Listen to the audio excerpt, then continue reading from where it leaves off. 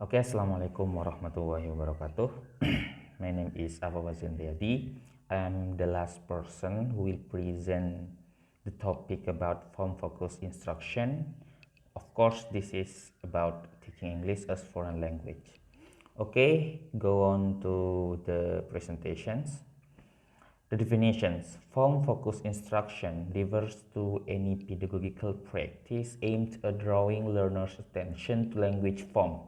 Let's say the language form, that means phonological or sound, morph synthetic or word form or word order, and then lexical, pragmatic, discourse, or orthographical aspects of language.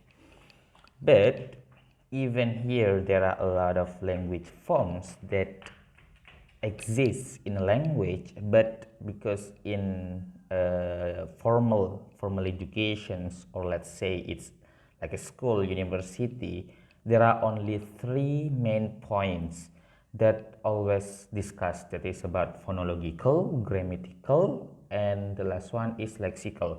Or if in senior high school or junior high school, it is say in another definitions, let's say it as pronunciation for phonological, and grammatical, let's say it as grammar, and the last one is lexical. It is the the different definition will be vocabulary. Next. Because in the chapter that is written in the book written by Brown, we will only focus on two aspects, because the phonology or the pronunciation was explained in the previous chapter, and in focus form chapter will be focused only two forms, that is grammar and vocabulary. Let's start with grammar case. Grammar is a system rule of governing the conventional arrangement and relationship of words in a sentence. Grammar only focuses on the sentence level rules, not on relationship among the sentence. Some important forms of language. Grammar tell us how to construct the structure. Discourse tell us how to string the sentence, and pragmatic tell us how to give meaning to a sentence based on the contents of utterance and written text. Next, there are 6 reasons why grammar is important to teach in school. The first, it's about age. Adults with their abstract intellectual capabilities can use grammar to advance their communicative abilities. The second, proficiency level. Too much grammar in the beginner level will possibly disturb the learner's fluency, but in advanced one, the grammar can enhance their accuracy of communicative skills. The third one, educational background. Those who have no formal education background will be difficult to understand the complexity of grammar terms and explanations. But for those who have the additional background like us as education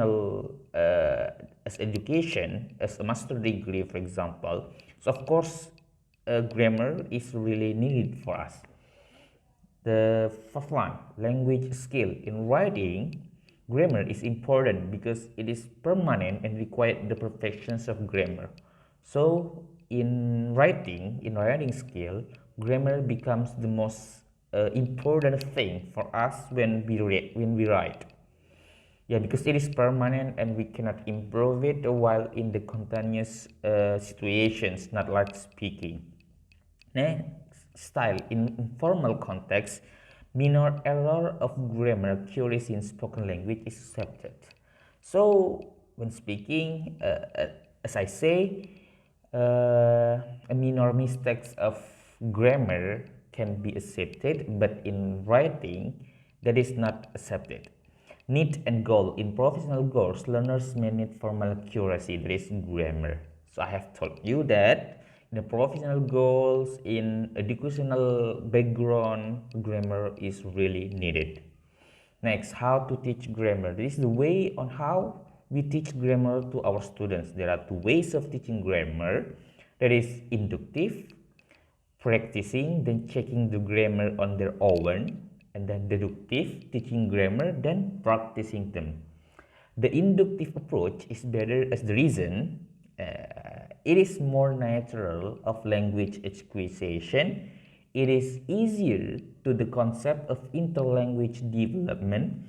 It allows students to get a communicative feel for some aspects of language. It builds intrinsic motivation by allowing students to discover rules. Next, the principles to use in explaining the grammar. The first, brief and simple. It means it's brief, but it's simple and it doesn't make the students hard.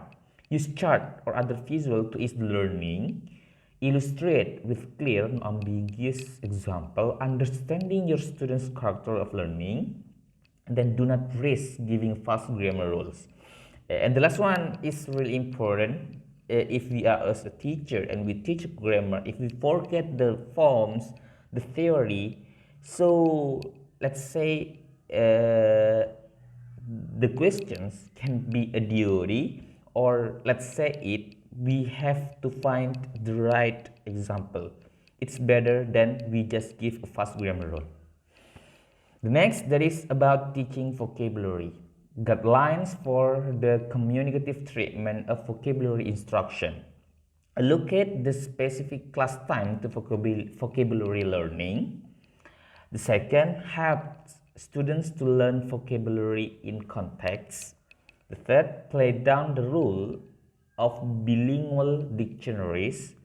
The fourth, encourage the students to develop strategies for determining the meaning of words.